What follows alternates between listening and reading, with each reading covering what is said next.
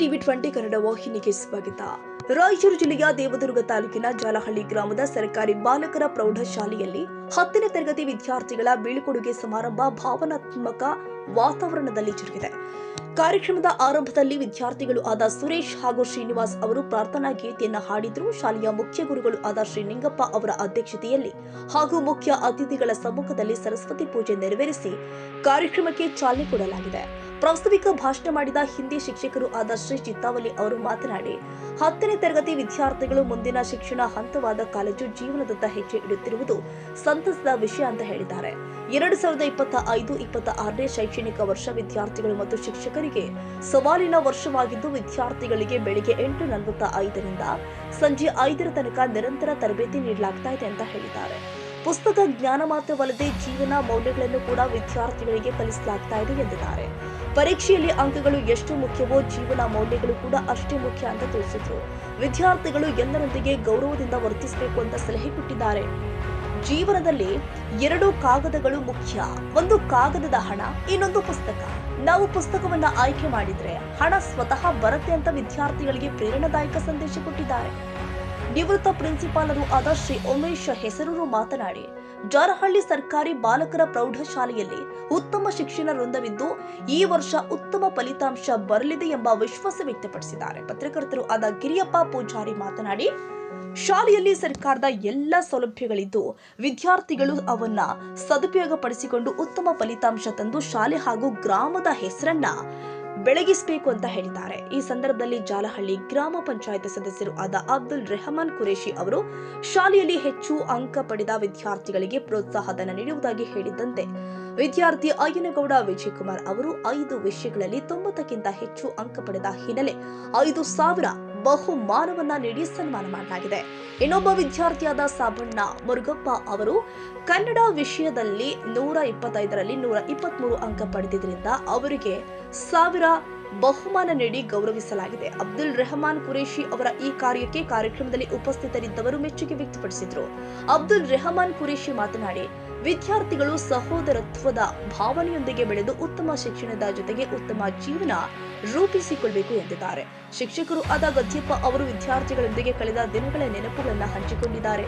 CRP ಪಶ್ಚಿಮ ವಲಯದ ಸೋಮಶೇಖರ್ ಮಾತನಾಡಿ, ವಿದ್ಯಾರ್ಥಿಗಳು ಓದಿನ ಕಡೆ ಹೆಚ್ಚು ಗಮನ ಹರಿಸಿ ಉತ್ತಮ ಫಲಿತಾಂಶ ತರುವಂತೆ ಸಲಹೆ ಕೊಟ್ಟಿದ್ದಾರೆ. ಈ ಸಂದರ್ಭದಲ್ಲಿ ಕಂಪ್ಯೂಟರ್ ತರಬೇತಿದಾರರು ಆದ ಶ್ರೀ ರಾಘವೇಂದ್ರ ಕುಲಕರ್ಣಿ ಅವರು ಜಾಲಹಳ್ಳಿ ಸರ್ಕಾರಿ ಬಾಲಕರ ಪ್ರೌಢಶಾಲೆಗೆ ಒಂದು ಲ್ಯಾಪ್ಟಾಪ್ ಅನ್ನ ದೇಣಿಗೆಯಾಗಿ ಕೊಟ್ಟಿದ್ದಾರೆ. ಕಾರ್ಯಕ್ರಮದಲ್ಲಿ ವಿವಿಧ ಸ್ಪರ್ಧೆಯಲ್ಲಿ ವಿಜೇತರಾದ ವಿದ್ಯಾರ್ಥಿಗಳಿಗೆ ಬಹುಮಾನಗಳನ್ನು ವಿತರಣೆ ಮಾಡಲಾಗಿದೆ. ಬೀಳ್ಕೊಡುಗೆ ಸಮಾರಂಭದಲ್ಲಿ 10ನೇ ತರಗತಿ ವಿದ್ಯಾರ್ಥಿಗಳು ತಮ್ಮ ಅನಿಸಿಕೆಗಳನ್ನು ವ್ಯಕ್ತಪಡಿಸಿ ಶಾಲೆಯ ಮುಖ್ಯ ಗುರುಗಳು ಆದ ನಿಂಗಪ್ಪ ಹಾಗೂ ಶಿಕ್ಷಕ ವೃಂದದ ಬೋಧನೆ ಮತ್ತು ಮಾರ್ಗದರ್ಶನಕ್ಕೆ ಕೃತಜ್ಞತೆ ಸಲ್ಲಿಸಿದ್ದಾರೆ. ಪತ್ರಕರ್ತರು ಆಗಿರುವಂತಹ ಮಾಲಿಂಗ ದೊಡ್ಡಮನಿ ಹಾಗೂ ರಾಜನ ಗೌಡರು ವಿದ್ಯಾರ್ಥಿಗಳ ಮುಂದಿನ ಜೀವನ ಯಶಸ್ವಿಯಾಗಲಿ ಅಂತ ಶುಭ ಹಾರೈಸಿದ್ರು. ಗ್ರಾಮ ಪಂಚಾಯತಿ ಅಧ್ಯಕ್ಷರೇ, ಗ್ರಾಮ ಪಂಚಾಯತಿಯ ಸರ್ವ ಸದಸ್ಯರೇ ಹಾಗೂ ನನ್ನ ಇಲಾಖೆಯ ಎಲ್ಲ ಅಧಿಕಾರಿ ವರ್ಗದವರೇ, ಪತ್ರಿಕಾ ಮಾಧ್ಯಮದವರೇ ಹಾಗೂ ಊರಿನ ಎಲ್ಲ ಗಣ್ಯ ಮಹನೀಯರೇ ಮತ್ತು ನನ್ನ ಶಿಕ್ಷಕರ ವೃಂದದವರೇ ಹಾಗೂ ವಿಶೇಷವಾಗಿ ಈ ಸಮಾರಂಭದ ಕೇಂದ್ರ ಬಿಂದುಗಳಾಗಿರ್ತಕ್ಕಂತಹ ನನ್ನೆಲ್ಲ 10ನೇ ತರಗತಿ ವಿದ್ಯಾರ್ಥಿಗಳೇ ಹಾಗೂ 8 ಮತ್ತು 9ನೇ ವಿದ್ಯಾರ್ಥಿಗಳೇ, ಇವತ್ತು ನಿಮ್ಮನ್ನು ನೋಡಿದ್ರೆ ಗೊತ್ತಾಗ್ತದೆ ಎಷ್ಟೊಂದು ಖುಷಿಯಾಗಿದ್ದೀರಿ ಅಂತ. ಯಾಕೆ ಇನ್ನೇನು SSLC ಮುಗೀತು, ನಾವು ಕಾಲೇಜಿಗೆ ಹೋಗ್ತಾ ಇದ್ದೀವಿ ಅಂತಕ್ಕಂಥ ಖುಷಿಯಲ್ಲಿ ಇರ್ಬೋದೇನು ತಾವೆಲ್ಲರೂ. ಹಾಗಾಗಿ ಈ ವರ್ಷ 2025 ಮತ್ತು 26ನೇ ಸಾಲಿನ ಈ ಶೈಕ್ಷಣಿಕ ವರ್ಷ ನಮ್ಮ ಶಿಕ್ಷಕರಿಗೂ ಮತ್ತು ನಮ್ಮ ವಿದ್ಯಾರ್ಥಿಗಳಿಗೆ ನಮಗೆ ಬಹಳ ಸವಾಲಿನ ಕೂಡಿತ್ತು ಅಂತ. ಯಾಕಂದ್ರೆ 24-25ರಲ್ಲಿ ನಮ್ದು SSLC ಫಲಿತಾಂಶ ಏನಪ್ಪ ಅಂದ್ರೆ ಕಡಿಮೆ ಬಂದಿರೋದ್ರಿಂದ ನಮ್ಮ ಮೇಲೆ ಬಹಳಷ್ಟು ಒತ್ತಡ ಇತ್ತು. ಜೂನ್ನಿಂದ ಹಿಡ್ಕೊಂಡು ಇಲ್ಲಿವರೆಗೂ ಬಹಳಷ್ಟು ಮೇಲಾಧಿಕಾರಿಗಳು ಏನಪ್ಪ ಅಂದ್ರೆ ಪದೇ ಏನಪ್ಪ ಅಂದ್ರೆ ನಮ್ಮನ್ನ ಶಾಲೆಗೆ ವಿಸಿಟ್ ಅನ್ನ ಬರ್ತಾ ಇದ್ರು. ಈ ಸಂದರ್ಭದಲ್ಲಿ ವಿದ್ಯಾರ್ಥಿಗಳು ಏನಪ್ಪ ಅಂದ್ರೆ ನಮಗೆ ಸುಮಾರು ನಾವು ಈ ಇಲಾಖೆಯ ಆದೇಶದಂತೆ ಬೆಳಿಗ್ಗೆ 8:45ರಿಂದ ಸುಮಾರು ಸಾಯಂಕಾಲ 5:15ವರೆಗೂ ಕೂಡ ಎಲ್ಲ ವಿದ್ಯಾರ್ಥಿಗಳು ಬಹಳ ಆಸಕ್ತಿಯಿಂದ ಏನಪ್ಪಾ ಅಂದ್ರೆ ಈ ಶೈಕ್ಷಣಿಕ ವರ್ಷ ಸಾಗೋದಕ್ಕೆ ನಮಗೆ ಬಹಳಷ್ಟು ಏನಪ್ಪಾ ಅಂದ್ರೆ ನೀವು ಸಹಿತ ಸಹಕಾರ ನೀಡಿದ್ರಿ. ತಮಗೆ ನಾನು ಅಭಿನಂದನೆಗಳನ್ನು ಸಲ್ಲಿಸ್ತಾ ಇದ್ದೇನೆ ಅಂತ. ಯಾಕಂದ್ರೆ ನೀವು 9 ವರ್ಷವರೆಗೂ ಏನಪ್ಪ ಅಂದ್ರೆ ಪರೀಕ್ಷೆಗಳನ್ನ ಒಂದು ರೀತಿಯಲ್ಲಿ ಬರೆದು ಬಂದಿರ್ತೀರಿ. ಆದ್ರೆ SSLC ಅಂತಕ್ಕಂತಹ ಪರೀಕ್ಷೆಯನ್ನ ಏನಪ್ಪ ಅಂದ್ರೆ ವೆಬ್ ಕ್ಯಾಮ್ರಾದಲ್ಲಿ ಬರಿತಾ ಇದ್ರೆ ಅದರ ಅನುಭವನ ನಮಗೆ ಕಳೆದ 1-2 ಸಾಲಿನಲ್ಲಿ ಆಗಿದೆ. ಯಾಕಂದ್ರೆ SSLC ಅಂತಕ್ಕಂಥದ್ದು ಏನಪ್ಪ ಅಂದ್ರೆ ವಿದ್ಯಾರ್ಥಿ ಜೀವನದಲ್ಲಿ ಬಹಳ ಏನಪ್ಪ ಅಂದ್ರೆ ಪ್ರಮುಖವಾಗಿರ್ತಕ್ಕಂತಹ ಘಟ್ಟ ಅಂತ. ಇದರಲ್ಲಿ ಏನಪ್ಪ ಅಂದ್ರೆ ನಾವು ಸರಿಯಾಗಿ ಏನಾದ್ರೂ ಏನಪ್ಪ ಅಂದ್ರೆ ಯಶಸ್ವಿ ಆದ್ರಪ್ಪ ಅಂದ್ರೆ ನಾವೇನಾಗ್ತೇವಪ್ಪ ಅಂದ್ರೆ ಮುಂದೆ ನಮ್ಮ ಜೀವನದಲ್ಲಿ ಏನಪ್ಪ ಅಂದ್ರೆ ನಾವು ಏನಾದ್ರು ಒಂದು ಸಾಧನೆಯನ್ನ ಮಾಡಬೇಕಾಗುತ್ತೆ ಅಂತ. ನಾವು ಕೇವಲ ನಮ್ಮ ಶಾಲೆಯಲ್ಲಿ ನಮ್ಮ ವಿದ್ಯಾರ್ಥಿಗಳಿಗೆ ನಾವು ಅಕ್ಷರ ಜ್ಞಾನವನ್ನ ಮಾತ್ರ ನೀಡಿಲ್ಲ, ನಾವು ಅವರ ಜೀವನಕ್ಕೆ ಬೇಕಾಗಿರ್ತಕ್ಕಂತಹ ಎಲ್ಲ ಅನುಭವಗಳನ್ನು ನಾವು ನೀಡಿದ್ವಿ. ಅವರಿಗೆ ಸಹಕಾರ, ಜೀವನದಲ್ಲಿ ಹೇಗೆ ಗೆಲ್ಲಬೇಕು, ಪ್ರೀತಿ, ವಿಶ್ವಾಸ, ಕಷ್ಟಗಳನ್ನ ಹೇಗೆ ಎದುರಿಸಬೇಕು, ಎಲ್ಲವನ್ನೂ ಏನಪ್ಪ ಅಂದ್ರೆ ನಾವೇನ್ ಮಾಡಿದೀವಪ್ಪ ಅಂದ್ರೆ ಅವರಿಗೆ ಕಲಿಸಿಕೊಟ್ಟಿದ್ದೀವಿ ಅಂತ. ಈ ಪರೀಕ್ಷೆಯಲ್ಲಿ ಅಂಕಗಳು ಎಷ್ಟು ಮುಖ್ಯವೋ ಅದೇ ನಾವು ಏನಪ್ಪ ಅಂದ್ರೆ ಮುಂದಿನ ಜೀವನದಲ್ಲಿ ನಮಗೇನಪ್ಪ ಅಂದ್ರೆ ಮೌಲ್ಯ ಅಂತಕ್ಕಂಥ ಅಂಕ ನಮಗೇನಪ್ಪ ಅಂದ್ರೆ ಅಮೂಲ್ಯವಾಗಿ ಬೇಕಾಗಿರ್ತಕ್ಕಂಥದ್ದು ಅಂತ. ಇವತ್ತಿನ ವಿದ್ಯಾರ್ಥಿಗಳಲ್ಲಿ ನಾವೇನಪ್ಪ ಅಂದ್ರೆ ಬಹಳಷ್ಟು ಆ ಮೌಲ್ಯ ಶಿಕ್ಷಣದ ಕೊರತೆಯನ್ನ ಕಾಣ್ತಾ ಇದ್ದೀವಿ ಅಂತ. ಯಾಕಂದ್ರೆ ತಂದೆ ತಾಯಿಗಳಿಗಾಗಿರ್ಬೋದು, ಹಿರಿಯರಿಗಾಗಿರ್ಬೋದು, ತನ್ನ ಸಹಪಾಠಿ ವರ್ಗದವರಿಗಾಗಿರ್ಬೋದು ಗೌರವವನ್ನ ಏನಪ್ಪ ಅಂದ್ರೆ ಕೊಡದೇ ಇರ್ತಕ್ಕಂಥದನ್ನ ನಾವು ಬಹಳಷ್ಟು ಕಾಣ್ತಾ ಇದ್ದೀವಿ ಸಮಾಜದಲ್ಲಿ ಅಂತ. ನಾವು ಕಲಿಬೇಕಾದ್ರೆ ಶಿಕ್ಷಕರು ಯಾರಾದ್ರೂ ಬಂದ್ರಪ್ಪ ಅಂದ್ರೆ ಆ ರೋಡಲ್ಲೇ ಇರ್ತಾ ಇರ್ಲಿಲ್ಲ.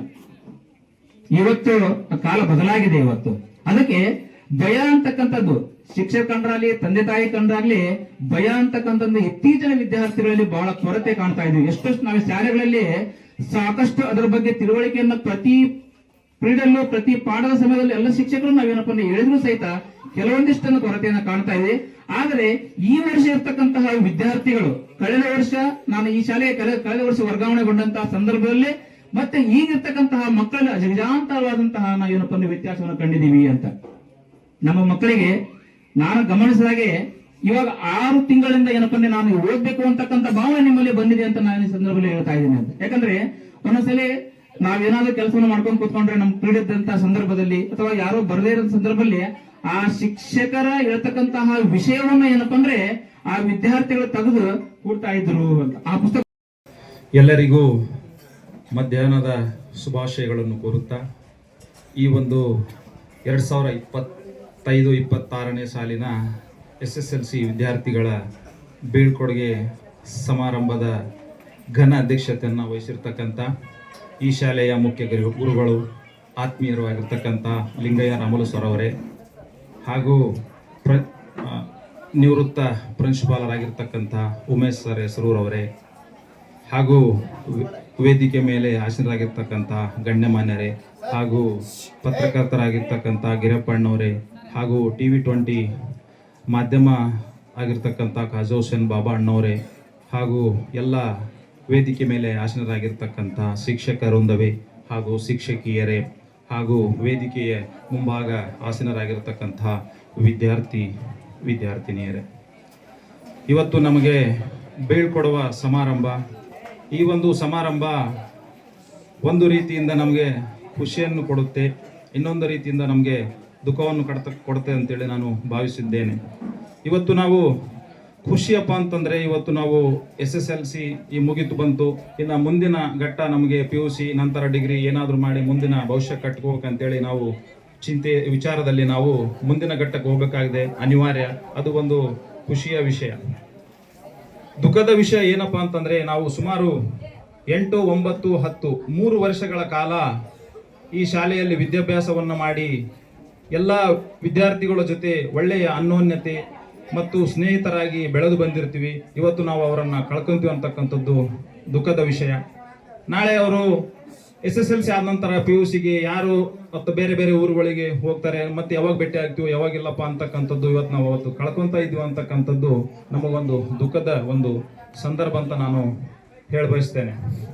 ಇವತ್ತು ವಿದ್ಯಾರ್ಥಿಗಳು ಇವತ್ತು ಮಾಧ್ಯಮ ಬಹಳಷ್ಟು ಫಾಸ್ಟ್ ಇದೆ, ಹೀಗಾಗಿ ನಾನು ಒಂದು ಸ್ವಲ್ಪ ಮಾತನಾಡಲು ಬಯಸ್ತೇನೆ. ಇವತ್ತು ಮೊಬೈಲ್ ಅಂತಕ್ಕಂಥ ಒಂದು ಮಾಧ್ಯಮ, ಅದರಲ್ಲಿ ಜಾಸ್ತಿ ನೆಗೆಟಿವ್ ಥಾಟ್ಸ್ ಇರೋದ್ರಿಂದ ದಯವಿಟ್ಟು ನಾನು ನಿಮ್ಮನ್ನ ಕೇಳ್ಕೊಳ್ತಾ ಇದ್ದೇನೆ.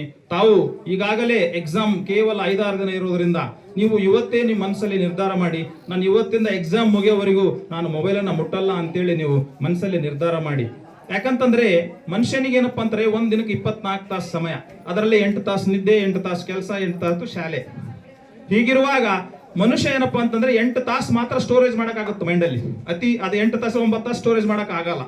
ಹೀಗಾಗಿ ನೀವು ಅದು 8 ತಾಸನ್ನೇ ಕರೆಕ್ಟಾಗಿ ನೀವು ಸ್ಟಡಿ ಮಾಡಿದ್ದೆ ಆದಲ್ಲಿ ನೀವು ಈ ಶಾಲೆಯ ಒಂದು ಕೀರ್ತಿ ತರ್ತೀರಿ ಅಂತೇಳಿ ನಾನು ಭಾವಿಸಿದ್ದೇನೆ. ಹೀಗಾಗಿ ಮಕ್ಕಳು ಮೊಬೈಲ್ ಅನ್ನ ಏನಪ್ಪಾ ಅಂದ್ರೆ ದಯವಿಟ್ಟು ಈ ಪ್ರೆಸೆಂಟ್ ಅಲ್ಲಿ ತಾವು ಬಳಸೋಕೆ ಹೋಗ್ಬೇಡ್ರಿ.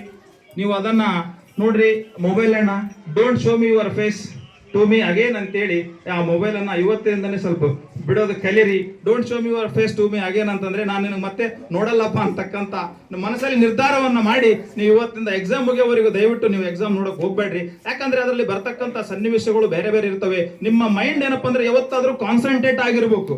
ಕುದುರೆ ನೋಡಿದ್ರಲ್ಲ, ಕುದುರೆಗೆ ತಾಳ ಕಟ್ಟಿರ್ತಾರ, ಕಾನ್ಸಂಟ್ರೇಟ್ ಒನ್ ಸೈಡ್ ಹೋಗುತ್ತೆ ಕುದುರೆ, ಸೀದಾ ಸ್ಟೇಟ್ ನೋಡುತ್ತೆ. ಅದ್ರಾಗ ನಿಮ್ಗೆ ಏನಪ್ಪಾ ಅಂದ್ರೆ ತಾಳ ಕಟ್ಟಿದಂಗೆ ಆಗಿರ್ಬೇಕು ಎಲ್ಲಿವರೆಗೂ, ಎಕ್ಸಾಮ್ ಮುಗಿಯೋದವರೆಗೆ. ಹೀಗಾಗಿ ಏನಪ್ಪಾ ಅಂದ್ರೆ ನೀವು ಎಕ್ಸಾಮ್ ಅಲ್ಲಿ ಒಳ್ಳೆ ಅಂಕಗಳನ್ನು ತಂದು ನಿಮ್ಮ ಶಿಕ್ಷಕರಿಗೆ ಕೀರ್ತಿ ತರ್ತೀರಿ, ನಿಮ್ಮ ತಂದೆ ತಾಯಿಗಳನ್ನು ಕೀರ್ತಿ ತರ್ತೀರಿ, ಮತ್ತೆ ಈ ಊರಿಗೆ ಒಂದು ಒಳ್ಳೆಯ ಒಬ್ಬ ಕೀರ್ತಿ ತರ್ತೀರಿ ಅಂತೇಳಿ ನಾನು ಭಾವಿಸಿದ್ದೇನೆ. ಅದೇ ರೀತಿಯಾಗಿ ಇವತ್ತು ವಿದ್ಯಾರ್ಥಿಗಳು ಏನಪ್ಪಾ ಅಂತಂದ್ರೆ ಇವತ್ತು ವಿಚಾರ ಮಾಡ್ತೀರಿ, ನಾವು ಜೊತೆಯಲ್ಲಿ ಇರ್ತೀವಿ, ನಿಮ್ಮ ಮನಸ್ಸಲ್ಲಿ ಒಂದೇ ಒಂದು ಮಾತಿರ್ಬೇಕು. ಇವತ್ತು ಮೀಡಿಯಾದಲ್ಲಿ ಬಹಳಷ್ಟು ಕೆಟ್ಟ ಕೆಟ್ಟ ವಿಚಾರಗಳನ್ನು ಬರ್ತವೆ, ಬಟ್ ನೀವು ಆ ಕೆಟ್ಟ ವಿಚಾರಗಳಿಗೆ ಯಾವತ್ತು ತಲೆ ಕೊಡಬೇಡ್ರಿ. ಒಳ್ಳೆದಕ್ಕೆ ನೀವು ವಿಚಾರ ಕೊಡ್ರಿ. ಬೆಟರ್ ಚಾಯ್ಸ್ ಬೆಟರ್ ಲೈಫ್ ಅಂತ ಹೇಳ್ತಾರೆ. ನೀವು ಒಳ್ಳೆದನ್ನ ಆಯ್ಕೆ ಮಾಡ್ರಿ. ಪುಸ್ತಕ ಆಗಿರ್ಬೋದು, ವಸ್ತು ಆಗಿರ್ಬೋದು, ವ್ಯಕ್ತಿ ಆಗಿರ್ಬೋದು. ಒಳ್ಳೆದನ್ನ ಆಯ್ಕೆ ಮಾಡ್ರಿ, ನಿಮ್ಮ ಭವಿಷ್ಯ ಒಳ್ಳೇದೇ ಆಗುತ್ತೆ. ಬಟ್ ಕೆಟ್ಟದನ್ನ ಆಯ್ಕೆ ಮಾಡಿದ್ರೆ ಕೆಟ್ಟದಾಗುತ್ತೆ. ಹೀಗಾಗಿ ನೀವು ಒಳ್ಳೆದನ್ನ ಆಯ್ಕೆ ಮಾಡ್ರಿ. ಹೀಗಾಗಿ ಏನಪ್ಪಾ ಅಂದ್ರೆ ನೀವು ಜೊತೆಯಲ್ಲಿ ಇರ್ತೀರಿ, ನಿಮ್ಮ ಮನಸ್ಸಲ್ಲಿ ಒಂದೇ ಒಂದು ಮಾತಿರ್ಬೇಕು. ನೀವ್ ಏನ್ ಮಾತಿರ್ಬೇಕಪ್ಪ ಅಂತಂದ್ರೆ, ವಿ ಆರ್ ಮೈ ಕ್ಲಾಸ್ಮೇಟ್ಸ್, ಅವರು ನನ್ನ ಸಹಪಾಠಿಗಳು.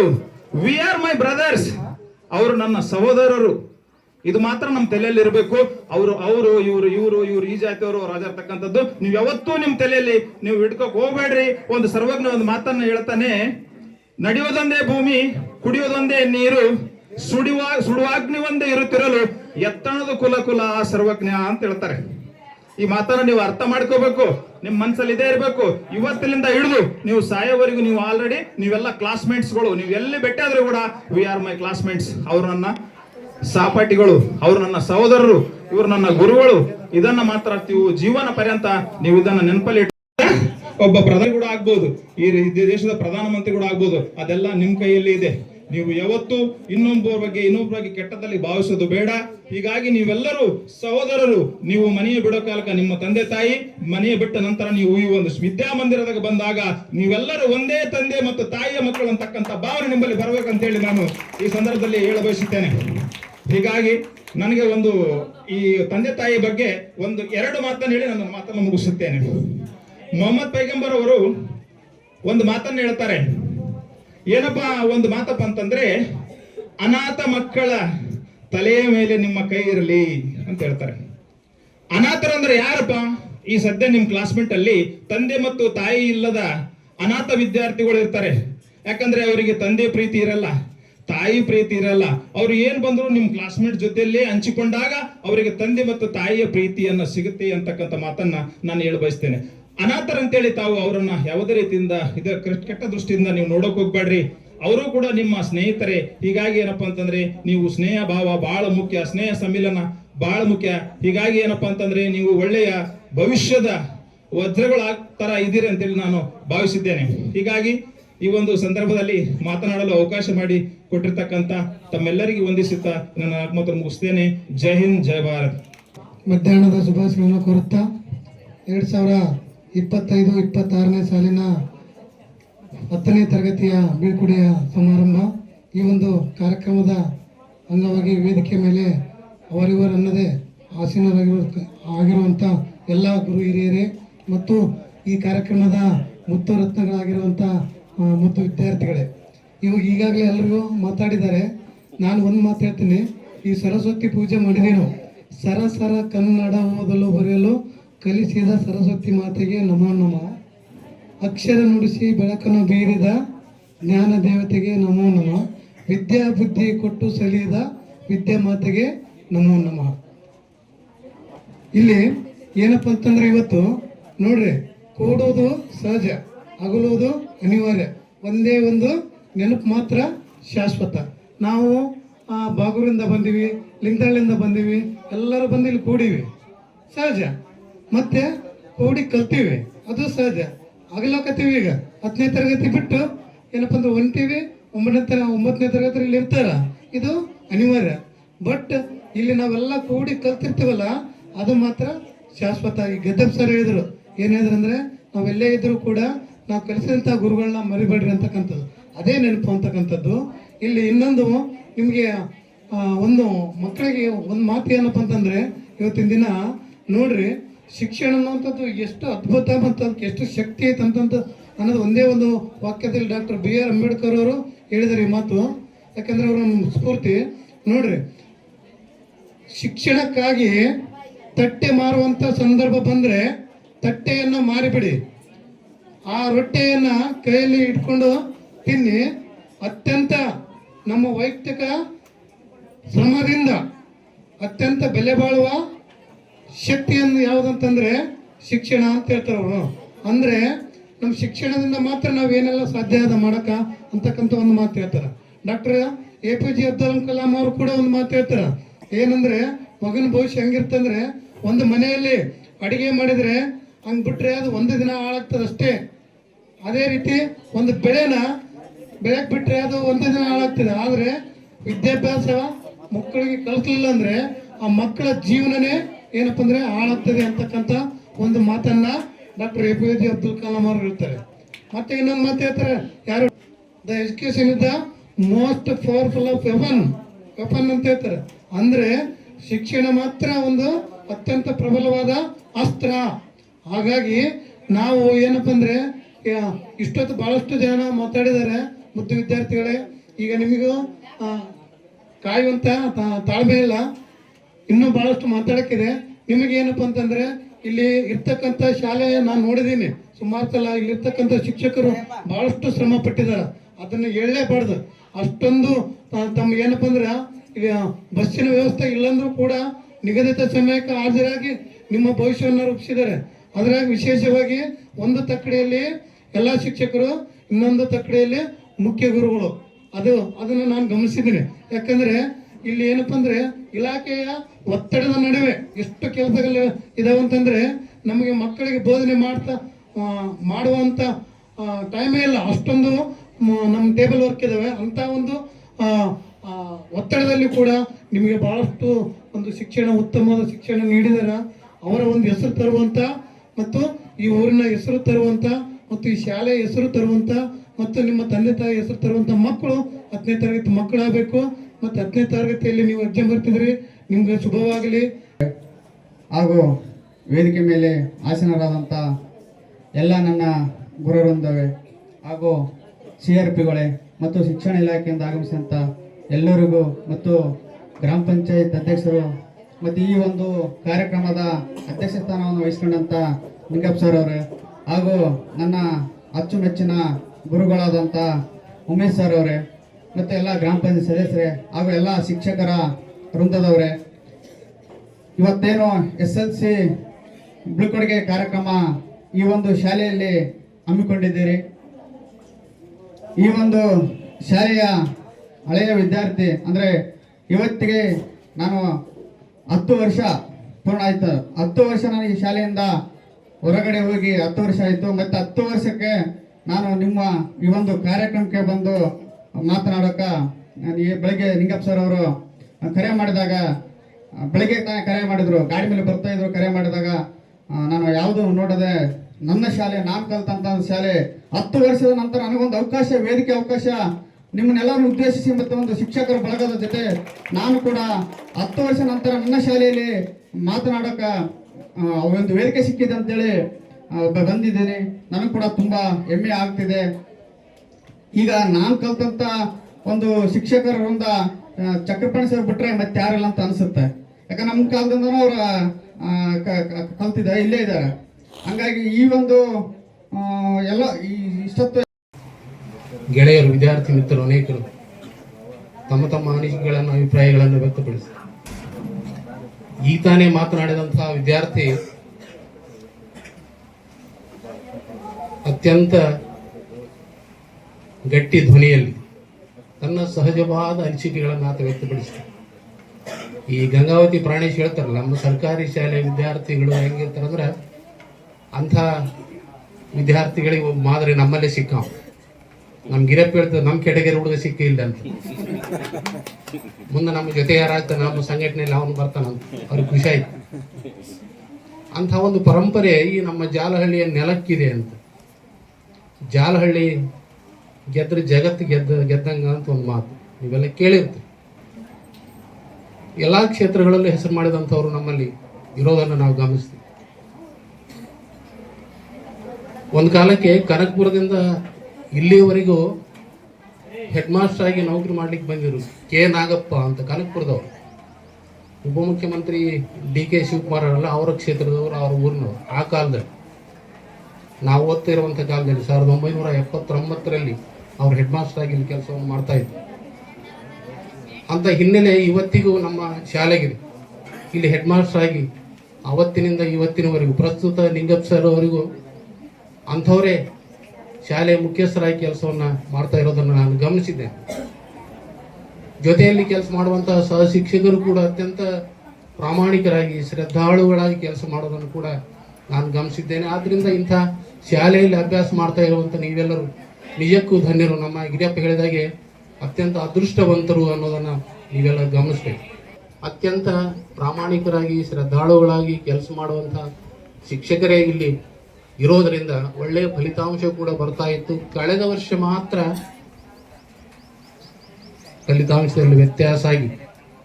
ಜ್ಞಾನದ ಕೇಡು ನೋಡಯ್ಯ, ಜ್ಯೋತಿಯ ಬಲದಿಂದ ತಮಂದದ ಕೇಡು ನೋಡಯ್ಯ, ಪರುಷದ ಬಲದಿಂದ ಅವಲೋಹದ ಕೇಡು ನೋಡಯ್ಯ, ಕೂಡಲ ಸಂಗನ ಶರಣರ ಅನುಭಾವದ ಬಲದಿಂದ ಎನ್ನ ಭವದ ಕೇಡು ನೋಡಯ್ಯ ಎಂಬ ಶರಣರ ವಚನದಂತೆ 2025-26ನೇ ಸಾಲಿನ SSLC ವಿದ್ಯಾರ್ಥಿಗಳ ಬೀಳ್ಕೊಡೆಯ ಸಮಾರಂಭ.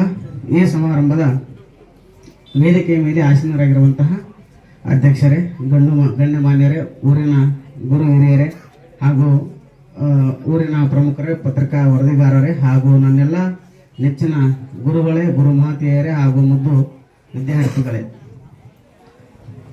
ಹೋದ ವರ್ಷಕ್ಕೂ ಈ ವರ್ಷಕ್ಕೂ ಹೋಲಿಸಿದರೆ ಸ್ವಲ್ಪ ವ್ಯತ್ಯಾಸ ಇದೆ. ನಾನು 10ನೇ ತರಗತಿ ವರ್ಗ ಶಿಕ್ಷಕನಾಗಿ ಎ ವಿಭಾಗದ ವರ್ಗ ಶಿಕ್ಷಕನಾಗಿ ಜವಾಬ್ದಾರಿಯನ್ನು ಕೊಟ್ಟಾಗ ಸ್ವಲ್ಪ ಮನದಲ್ಲಿ ಏನೋ ಒಂದು ಹೊಳಕಿತ್ತು, ಭಯನೂ ಇತ್ತು. ಏನಪ್ಪ ಅದು ಭಯ ಅಂದರೆ, ಗಂಡು ಹೆಣ್ಣು ಎರಡೂ ಮಿಶ್ರಣ ಇರುವಂತಹ ಶಾಲೆಗಳಲ್ಲಿ ವರ್ಗ ಶಿಕ್ಷಕನಾಗಿ ನಿಭಾಯಿಸ್ಬೋದು. ಕೇವಲ ಬರೀ ಗಂಡು ಹುಡುಗರು ಅದಾವ, ನಮಗೆ ಕಂಟ್ರೋಲ್ ಆಗ್ತಾವೋ ಇಲ್ಲ ಅನ್ನೋಂಥ ಭಯ ಬಹಳ ಇತ್ತು. ಹಾಗಾಗಿ ಸ್ವಲ್ಪ ನಾನು ಹಿಂಜರಿದಿದ್ದೆ. ಅದನ್ನೇ ಸವಾಲಾಗಿ ಸ್ವೀಕಾರ ಮಾಡಿದಾಗ, ನಿಮ್ಮ ಹುಡುಗರೇನ್ರಿ ಹೆಂಗಾವಲ್ಲ ಅಂತೇಳಿ ಯಾವ ಶಿಕ್ಷಕರಿಂದನೂ ಮಾತು ಬಾರದ ರೀತಿ ಒಳಗೆ ಈ ವರ್ಷದ ವಿದ್ಯಾರ್ಥಿಗಳು A ಮತ್ತು B ವರ್ಗದ ವಿದ್ಯಾರ್ಥಿಗಳು ನಡ್ಕೊಂಡ್ರಿ. ಅದಕ್ಕೆ ಥ್ಯಾಂಕ್ ಯು ಹೇಳ್ತೀನಿ. ಕೂಡಿದಿರಿ ನೀವೆಲ್ಲರೂ ಇಲ್ಲಿ, ಎಂದು ಹಗಲುವಿರಿ ನಮ್ಮೆಲ್ಲರನ್ನು ಬಿಟ್ಟು, ಅಂದು ಕೂಡಿದಿರಿ ನೀವೆಲ್ಲರೂ ಇಲ್ಲಿ, ಇಂದು ಹೊರಡುವಿರಿ ನಮ್ಮೆಲ್ಲರನ್ನು ಬಿಟ್ಟು. ನಮ್ಮೆಲ್ಲರ ಮನದಲ್ಲಿ ನಿಮ್ಮ ನೆನಪಿನ ಮಾಲೆ ಇದೆ. ಈ ಶಾಲೆ ಬಿಟ್ಟೋದಾಗ ನಮ್ಮೆಲ್ಲರ ನೆನಪಿರಲಿ. ನೀವೇ ನಮ್ಮ ಮಕ್ಕಳು, ನೀವೇ ನಮ್ಮ ದೇವರು. ಗುರು ಶಿಷ್ಯರ ಬಂದ ನೆನಪು ಇಡುವುದೇ ಚಂದ. ಅಂದು ಕೂಡಿದಿರಿ ನೀವೆಲ್ಲರೂ ಇಲ್ಲಿ. ಈ ಸಂದರ್ಭದಲ್ಲಿ ಶಾಲೆಯ ಎಲ್ಲ ಶಿಕ್ಷಕರು, ಸಿಬ್ಬಂದಿ ವರ್ಗ, ವಿದ್ಯಾರ್ಥಿಗಳು ಹಾಗೂ ಪಾಲಕರು ಭಾಗವಹಿಸಿ ಕಾರ್ಯಕ್ರಮವನ್ನು ಯಶಸ್ವಿಗೊಳಿಸಿದ್ದಾರೆ. ಖಾಜಾ ಹುಸೇನ್ ಬಾಬಾ, ಜಾಲಹಳ್ಳಿ, TV20 ಕನ್ನಡ.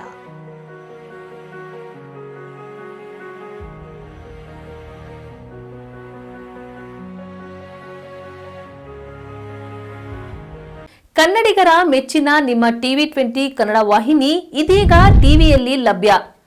ಕರ್ನಾಟಕ ಮತ್ತು ದೇಶ ವಿದೇಶದ 360 ಡಿಗ್ರಿ ಸುದ್ದಿ ವಿವರವನ್ನ ಪಡೆಯುವುದಕ್ಕೆ TV20 ವಾಹಿನಿಯನ್ನು ಲೈಕ್ ಮಾಡಿ, ವಿಡಿಯೋಗಳನ್ನು ಶೇರ್ ಮಾಡಿ, ಕಮೆಂಟ್ ಮಾಡಿ, ಸಬ್ಸ್ಕ್ರೈಬ್ ಮಾಡಿ. HCN ಕೇಬಲ್ 842 ನಂಬರ್ನಲ್ಲಿ ಹುಕ್ಕೇರಿ ತಾಲೂಕು ಹಾಗೂ ಸಂಕೇಶ್ವರದ ಸುತ್ತಮುತ್ತಲಿನ ಹಳ್ಳಿಗಳಲ್ಲಿ ಲಭ್ಯ. PCN ಕೇಬಲ್ 129 ನಂಬರ್ನಲ್ಲಿ ಹಾರುಗೆರೆ ಸುತ್ತಮುತ್ತಲಿನ ಹಳ್ಳಿಗಳಲ್ಲಿ ಲಭ್ಯ. ರಾಯಬಾಗ್ ಡಿಜಿಟಲ್ ಚಾನೆಲ್ ಕೇಬಲ್ 80ನೇ ನಂಬರ್ನಲ್ಲಿ ರಾಯಬಾಗ ತಾಲೂಕಿನ ಸುತ್ತಮುತ್ತಲಿನ ಹಳ್ಳಿಗಳಲ್ಲಿ ಲಭ್ಯ. UDCN ಕೇಬಲ್ ನೆಟ್ವರ್ಕ್ ಉಗಾರ ಸುತ್ತಮುತ್ತಲಿನ ಹಳ್ಳಿಗಳಲ್ಲಿ ನಿಮ್ಮ TV20 ಕನ್ನಡ ವಾಹಿನಿಯೂ ಲಭ್ಯ.